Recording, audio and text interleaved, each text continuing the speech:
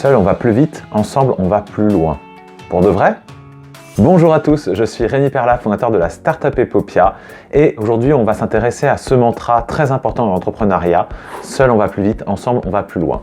Et pour en parler, je voudrais commencer par vous raconter une petite histoire qui m'est arrivée au tout début. En fait, moi quand j'ai monté le projet Epopia, au début j'étais seul dans ma cave et j'ai travaillé pendant un petit paquet de mois, je pense au moins 10 mois, et j'ai à peu près construit tous les bouts du projet. J'allais très vite, je savais ce que je voulais, besoin de discuter, ça allait droit au but. Et comme ça, j'ai monté vraiment mon projet, mais au final, ça allait un peu nulle part et d'ailleurs, il est mort, né. Il n'est jamais sorti et j'ai abandonné le projet en faisant comme ça. Et un peu plus tard, je suis revenu avec une équipe, j'ai construit une équipe et avec une équipe, on a refait tout ce chemin. On a fait ce chemin plus lentement, on est passé 1 an et demi, 2 ans à travailler ensemble. C'était un peu plus frustrant, beaucoup plus lent. Il n'empêche qu'à la sortie, on a fait un produit. On a créé une boîte et on a une boîte qui est cool et qui existe encore aujourd'hui. Donc voilà, ça c'est vraiment la manière dont moi j'ai vécu ce mantra, seul on va plus vite, ensemble on va plus loin. Mais il est évident, tout le monde sait, moi j'en suis convaincu à 100% et j'espère que vous aussi, tout le monde sait bien que si on met plus d'intelligence autour de la table, il va en sortir des meilleures décisions.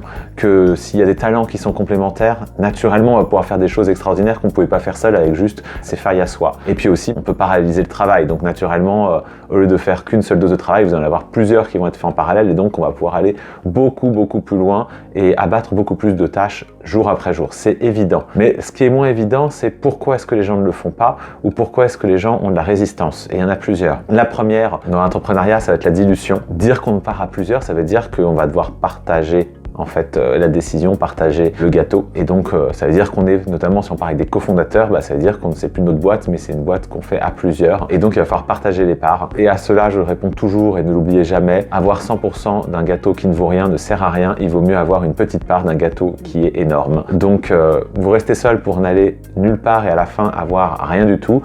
Et ça sert à rien d'avoir 100% de rien du tout. Il vaut mieux avoir que 50, que 40, que 30, que 20% de quelque chose qui a de la valeur et qui va quelque part. Donc la dilution n'est pas forcément une mauvaise chose si ça crée de la valeur. L'important, ce n'est pas votre part de gâteau, mais c'est la taille globale du gâteau. Et puis l'autre point qui est vraiment le pain point quand on parle de seul, on va plus vite, ensemble, on va plus loin, c'est que ça veut dire aussi qu'ensemble, on va moins vite.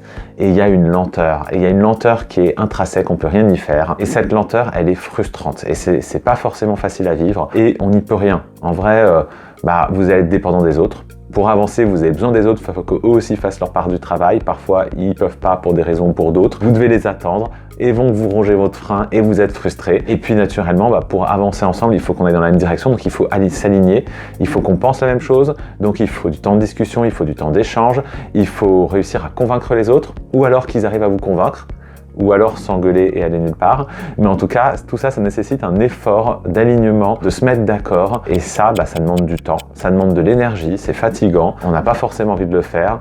Et en même temps, si on le fait, d'un coup, on va pouvoir effectivement aller beaucoup plus loin, beaucoup plus fortement que si on est seul face à soi-même et que du coup, on est tout de suite toujours d'accord avec soi-même. Par contre, on va faire des choix moins intelligents et on va pouvoir abattre moins de travail et avec plein de défauts dedans. Petit exemple pratique, vraiment très simple pour illustrer ce mantra. Nous au départ, la manière en tout cas dont on a réussi à percer avec Epopia, c'est un jour, j'étais seul face à mon ordi et je me suis dit et si je testais tel type de pub sur Facebook, et je me suis bricolé un truc. Hop là, j'ai fait ça avec GIMP, mon graphisme me tue si c'est que j'utilise GIMP, j'ai pas le droit d'utiliser GIMP, mais je le fais. J'ai posté ça et à force de faire des tests comme ça, très vite, très rapide, il y en a un qui a fini par fonctionner. Et ça m'a donné un début de succès et c'est là-dessus qu'après on a construit le reste de la boîte, donc un product market fit. Je rappelle, il y a une vidéo qui explique ce que c'est que le product market fit. Et ça, je l'ai fait parce que j'allais très vite, parce que j'étais seul face à mon écran, que je pouvais itérer, je pouvais avancer très simplement. Et une fois qu'on a eu ça, je me suis dit, ok, maintenant, si on veut que ça démultiplie l'effet, on va faire la même chose, mais en version jolie. Donc du coup, j'ai fait intervenir mon graphiste, le graphiste de l'équipe dans le projet. Et donc du coup, j'ai donné des idées, il a donné des idées, on a échangé, il m'a fait des propositions, je fais non, là je le veux plutôt comme ça. Bref, pour sortir les pubs suivantes, ça s'est pas fait en 5 minutes, moi face à mon écran. Il a fallu échanger pendant 1 heure, 2 heures, parfois 1 jour, 2 jours, parfois 1 semaine, parce qu'il n'est pas forcément toujours disponible, il a d'autres projets à faire. Et donc ça a pris du temps. Sauf qu'après, on a sorti des pubs qui étaient vachement classe. Et puis, c'est bien, à un moment, on s'est dit, ok, on va aller vers les States, vers les US. Alors, je parle anglais comme un français, donc je peux faire des pubs en anglais, sauf qu'en vrai, je vais avoir des formulations qui vont pas être bien, je vais pas mettre l'adjectif du bon côté, je vais pas avoir le bon vocabulaire, donc il va falloir que je passe par un vrai américain, un traducteur ou quelqu'un qui soit du pays. Et donc ça veut dire que on fait une créa, on a une idée, on peut la travailler, mais derrière il faut repasser par un filtre et il faut trouver quelqu'un qui va venir nous dire ah non, il faut plutôt avoir tel vocabulaire, ah non, il faut le tourner comme ça. Et donc quand on sort une publicité en anglais, eh ben, il faut encore plus de temps qu'avant. C'est hyper frustrant, c'est hyper chiant, on a une idée et ça ne peut pas se faire tout de suite. Il faut attendre, il faut interagir, il faut demander, il faut se mettre d'accord. Il faut que ça converge, tout ça, ça prend du temps et c'est frustrant. Et aujourd'hui, on sort même maintenant des pubs en anglais et en espagnol. Ça veut dire qu'il faut passer par plusieurs personnes et il faut remettre encore tout ça ensemble en commun à la fin. Ça prend encore plus de temps. On ne sort pas une pub en 1 heure comme avant. Maintenant, il nous faut 3, 4, 5 jours, une semaine pour sortir une nouvelle pub. Par contre, on diffuse pas que vers notre public, on diffuse vers le public anglophone, on diffuse vers le public hispanophone. Donc on va beaucoup plus loin, mais on va plus lentement. C'est frustrant, mais il faut l'accepter parce que c'est ça la clé aussi de la réussite. Pour conclure là-dessus, parce que c'est pas fini, qu'est-ce que ça induit en fait ça induit une chose, c'est qu'il faut savoir s'entourer. Donc en fait, aller plus loin, ça nécessite en fait de bien recruter, de trouver ses bons cofondateurs, de construire une belle équipe autour de soi.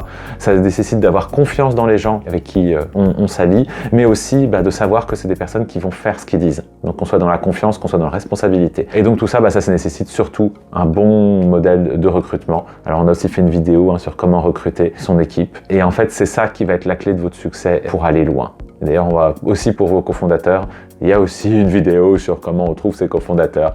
Donc voilà, allez-y, l'équipe, la team, l'humain, c'est ça le cœur de votre réussite. Voilà, j'espère qu'on a bien balayé le sujet et que ça vous a un peu éclairé la lanterne dessus. En tout cas, c'est cool. Ça fait longtemps que je voulais en parler avec vous de ce point-là, parce que je pense que c'est vraiment hyper important. Si vous avez d'autres sujets dont vous voulez qu'on discute, vous me les mettez en commentaire et je vous fais rapidement une vidéo dessus. Vous mettez un petit pouce en l'air pour faire plaisir à l'algorithme de YouTube. Vous vous abonnez pour me faire plaisir à moi et pour pas louper les prochaines vidéos qui vont sortir très vite. À bientôt, salut!